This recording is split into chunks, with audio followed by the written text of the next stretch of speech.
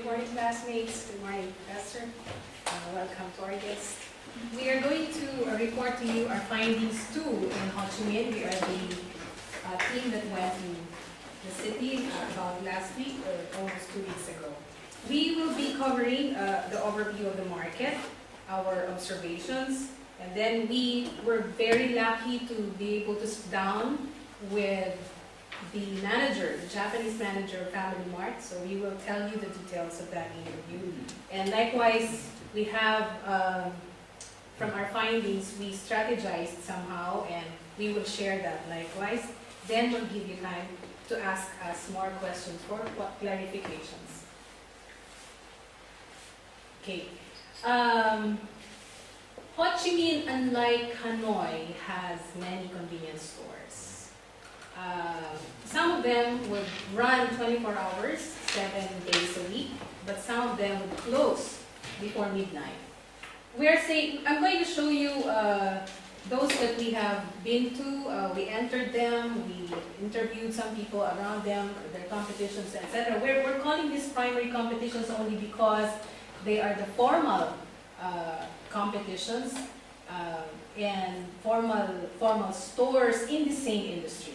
But likewise, we acknowledge the fact that they also have other competitions like the street vendors, which have the same face like in Hanoi. You see the same kind of market, the same kind of street vendors in Ho Chi Minh. They also have peddlers. The peddlers are those that are moving vendors, so you call them for what you want and they give you your choice when they come here. So we have Circle K, we have Shop and Go, Shop 89.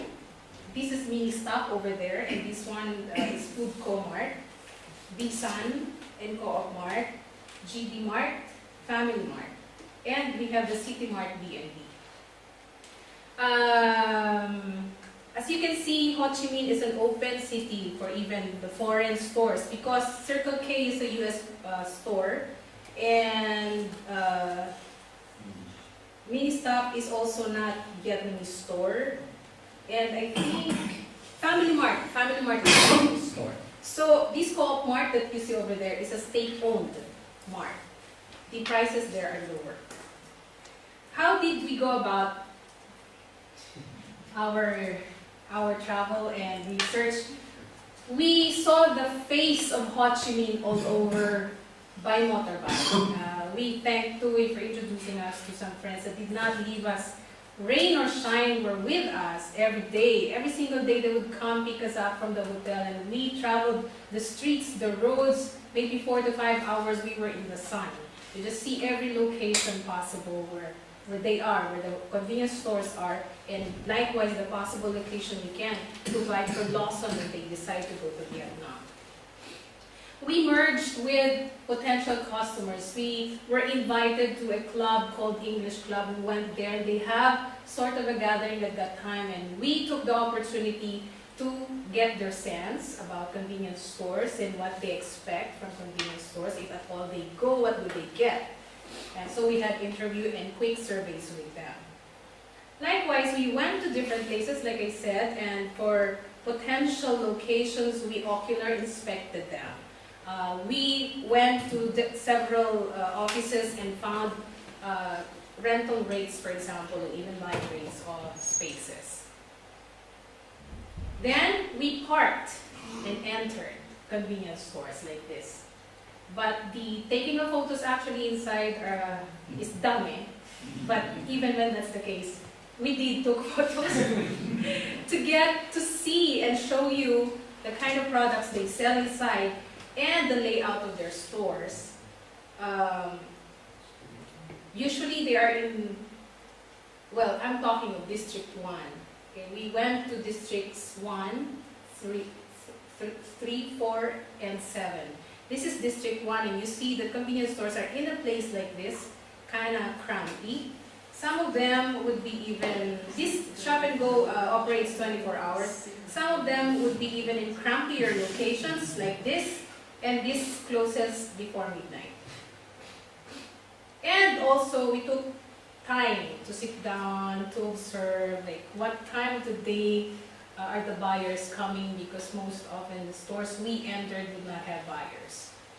And so this is about lunchtime, 11:30 to 2. We were traveling every store we found, and this is the behavior there. This one, at this time, delivery was coming. This is about lunchtime. They deliver the items to the store. They don't have warehouses because stores were small. As typically, they sell, we also took their pricing, to compare their pricing. So these are some of the common items you will find in every one of them.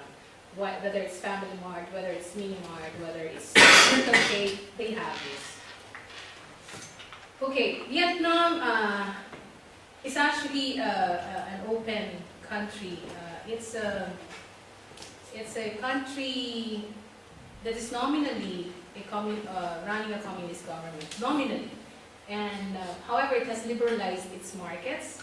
And here we're showing that while beforehand they would show a sort of triangle pyramid where there's a broader bottom, now they have an expanded middle, which is representing the labor force, the labor size of Vietnam.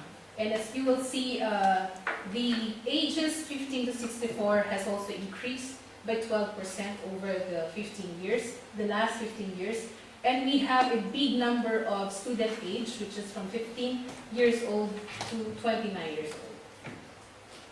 Their gender structure is 97.7 according to their General Statistics Office. That means to say that for every 97 women, there are 97 women for every 100 males.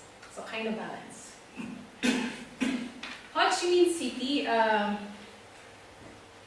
Ho Chi Minh City is the commercial city and the largest metropolis of Vietnam. Right now, they have, if you will be there, you will see a lot of constructions all over. It is a situated southern part of Vietnam and dominated in a estuary, they call it Mekong River System, which is probably a potential place. They call it rice basket. Maybe they're conducting here. There are port areas somewhere there which we did not reach because we were just motorbiking. And this building represents one of those high-rise buildings we saw there. There were many of them. There were many high-rise buildings being constructed, so it's really a more developing city. Ho Chi Minh has a population. The population of Ho Chi Minh is now nearing 9 million.